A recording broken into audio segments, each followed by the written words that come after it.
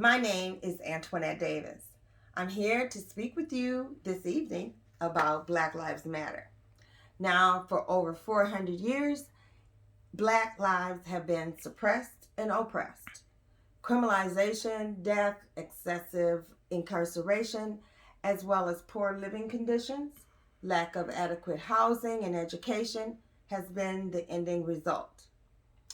Through it all, Blacks are still striving to achieve equality and equal justice under the law. But far too often, criminal justice system treats Blacks and people of color, men and women, and children alike, more harshly. The facts are that Blacks are incarcerated 6 times more higher than the rate of whites and employed at a rate much lower than whites.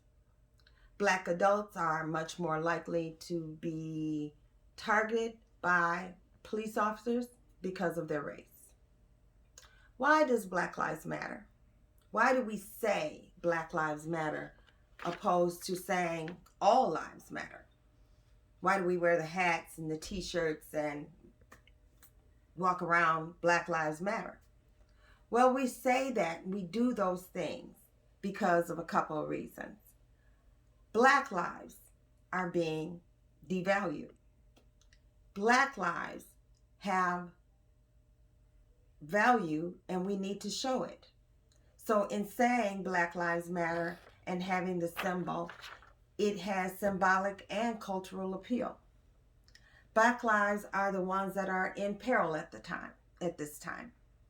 While we make up only 13% of the population, we also make up about 22% of the fatal shootings by police. Blacks have been devalued and have seen very little respect for Black existence. There is about 2.8 fatalities for Blacks who find themselves in police custody.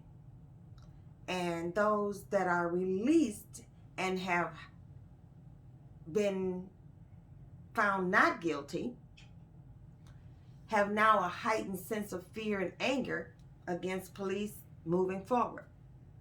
So then there ends up being a lack of respect for police and then subsequent lack of respect for the Black man or the Black community. Overall, there's a lack of concern or interest in the plight of Black and brown-skinned Americans. And this has been the hindrance in the Black justice. If we, the Black Americans, were valued as our white counterparts' lives are valued, the justice system would not be the way that it is for as many decades as it has. We would see some change. Our struggle, our fight would not have led us to the 20th century, and we're still fighting for the same equality that Martin Luther King and people before us have fought for. This has gone on for decades and seems to be socially acceptable. But that really isn't the case, as we can see from all the uprising and the protests and the marching. So let's look at the second reason that we say Black Lives Matter. The movement is symbolic and it has cultural appeal throughout the world. The protests and the uprising across the globe show the movement has gained national symbolic power. People of all races, Asians, Indians, Hispanics, even whites, all stood together, unified against the continued unjust killings of Blacks by police and others. George Floyd, Breonna Taylor, Trayvon Martin. While all of those cases are similar, they're different. George Floyd was killed at the hands of police out on the street. Breonna Taylor was killed by police while in her home. And Trayvon Martin was killed by a citizen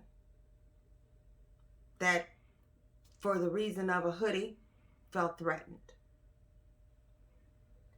What they have in common is how the system devalued their deaths and their lives. Now, let's take a good look at Black Lives Matter. Along with the uniting of all other groups and organizations, it has the potential to greatly improve the vision of equality for all.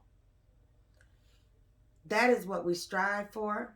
That is what we want.